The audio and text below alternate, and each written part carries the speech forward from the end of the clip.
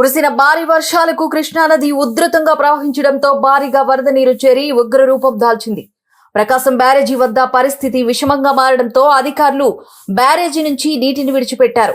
అదే సమయంలో పైభాగం నుంచి 3 బోట్లు కొట్టుకువచ్చాయి. ఆ బోట్ల దాటికి ప్రకాశం బ్యారేజీలోని 67, 68, 69 గేట్లు దెబ్బతిన్నాయి. ఈ బోట్లపై వైసీపీ రంగులు ఉండడంతో రాజకీయ అనుమానాలు మొదలయ్యాయి. ఇది వైసీపీ చేసిన వికృత చర్యగా కూటమి ప్రభుత్వం భావించింది. మాజీ ఎంపీ నందిగాం సురేష్, ఎమ్మెల్సీ తలసిల రఘురాం ప్రధాన అనుచరుడు కుట్రదారుడిగా నిర్ధారణకు వచ్చి అతనిని అదుపులోకి తీసుకుంది. వీరు అనుచరుడిగా భావిస్తున్న కోమటి ఉషాద్రి రామ్మోహన్ ను పోలీసులు అదుపులోకి తీసుకుని విచారణ చేపట్టారు. అయితే దీనిపై వైసీపీ రామ్మోహన్ మావాడు కాదని, ఆయన మంత్రి లోకేష్ కి సన్నిహితుడని వాదన వినిపిస్తుంది. మంత్రి లోకేష్ తో కలిసి ఉన్న ఫోటోలు కూడా ఈ సందర్భంగా విడుదల చేసింది.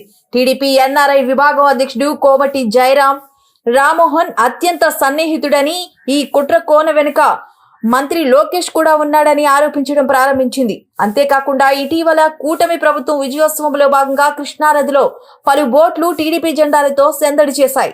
తాజాగా ప్రకాశం బ్యారేజీ వద్దకు కొట్టుకు వచ్చిన బోట్లు నాడు టీడీపీ విజయోత్సవం జరుపుకున్న బోట్లు ఒకటేనంటూ వైసీపీ సోషల్ మీడియాలో ఒక వీడియోను పోస్ట్ చేసింది.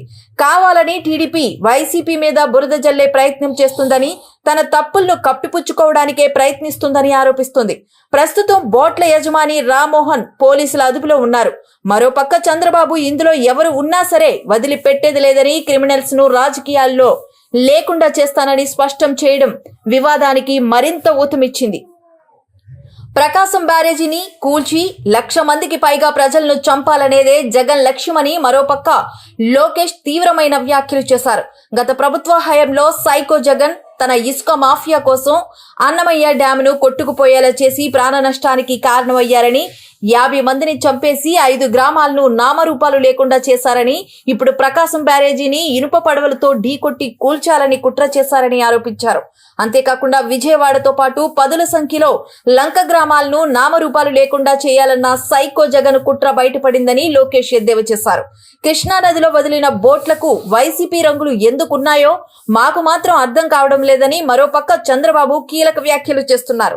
అయితే ఈ బోట్లను కృష్ణానదిలో వదిలిపెట్టిన వారిని మాత్రం వదిలే ప్రసక్తే లేదని, రాజకీయ ముసుగులో ఉన్న నేరస్తుల ముసుగులు త్వరలో తొలగిస్తామని, అందులో ఎలాంటి అనుమానం లేదని చంద్రబాబు పేర్కొన్నారు. నేర సామ్రాజ్యాన్ని విస్తరించడానికి దానికి రాజకీయం ముసుగు తొడిగితే చూస్తూ ఊరుకోనని, ఆ నేరస్తుల రాజకీయ ముసుగులు మొత్తం తొలగిస్తానని సీఎం చంద్రబాబు నాయుడు హెచ్చరించారు. ఈ బోట్ల వివాదం చిలికి గాలివానిగా మారింది. వైసీపీ టీడీపీ మధ్య రోజుకు వివాదం రేగుతుంది. దీనికి రాజకీయ రంగు పులుముకుంది.